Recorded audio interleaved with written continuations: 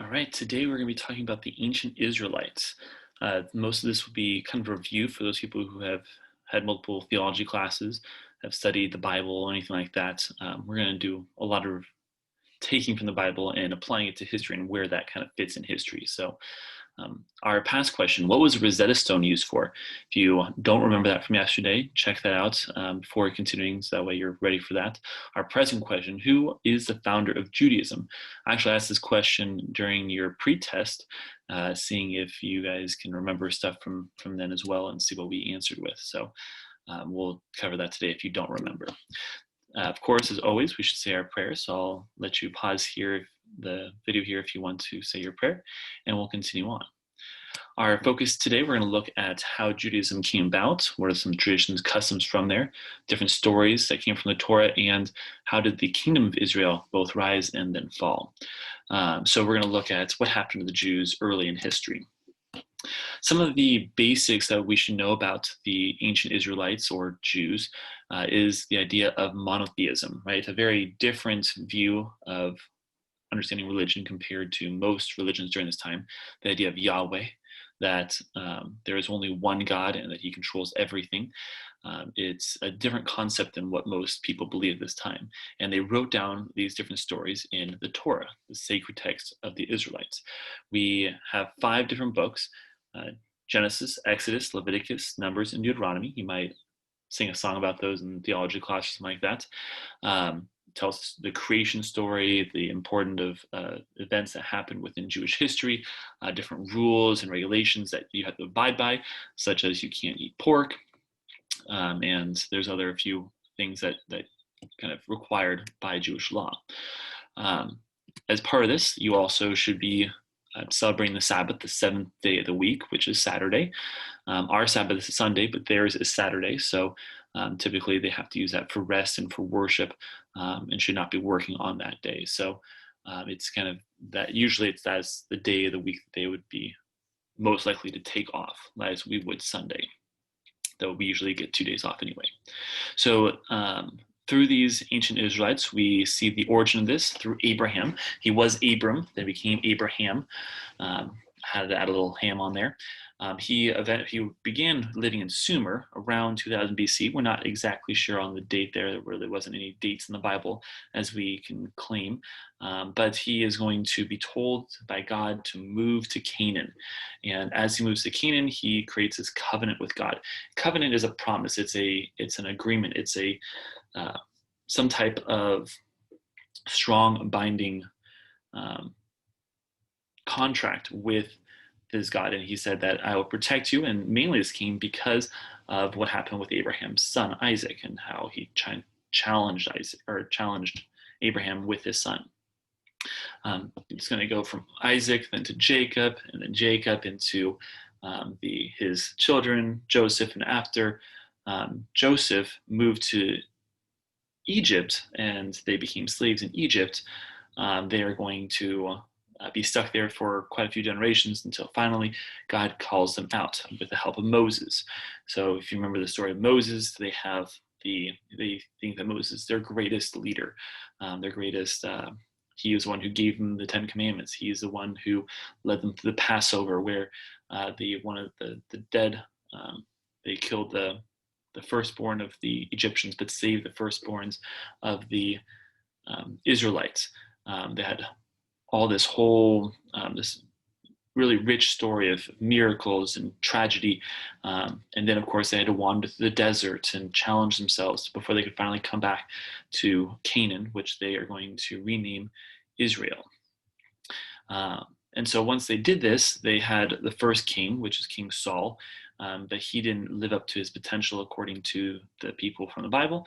And so they are going to kind of forget about Saul for the most part and focus on another lineage, another family, which is David.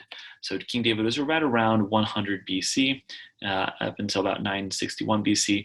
And he's going to play his role first off with the whole, throwing the stone at Goliath, but more importantly, he is going to eventually unite those tribes of Israel into one strong nation.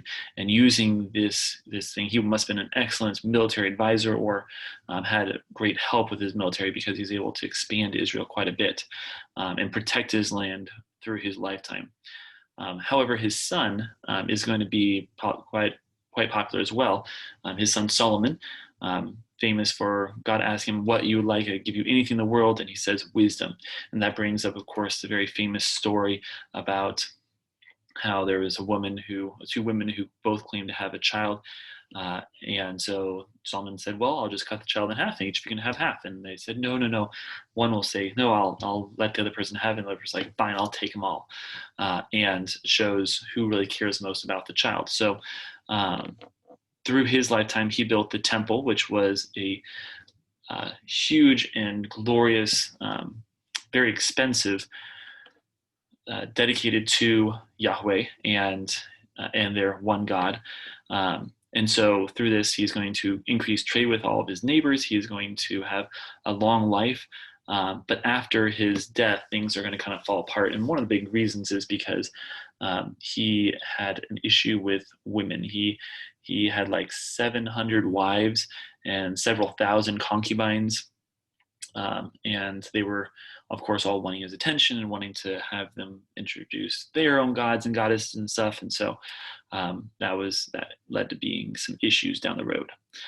So after King Solomon, we're going to see things start to go downhill for the kingdom of Israel, and we start to see different factions fighting against other factions, and that leads us to a split.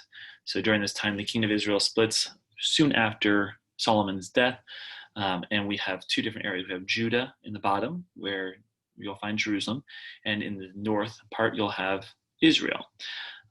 The Assyrians are going to come over from the Mesopotamia and come in and conquer Israel, the northern part, in 722 AD. That's 200 years after they split. So they lived independently for quite some time.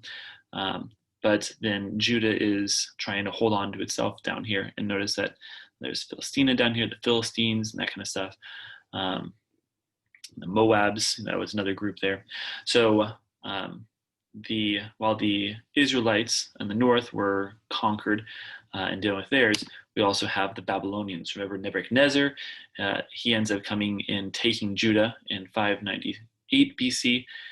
When they come in, they destroy the temple. They wipe out the temple, burn it to the ground. There was nothing remaining of that temple.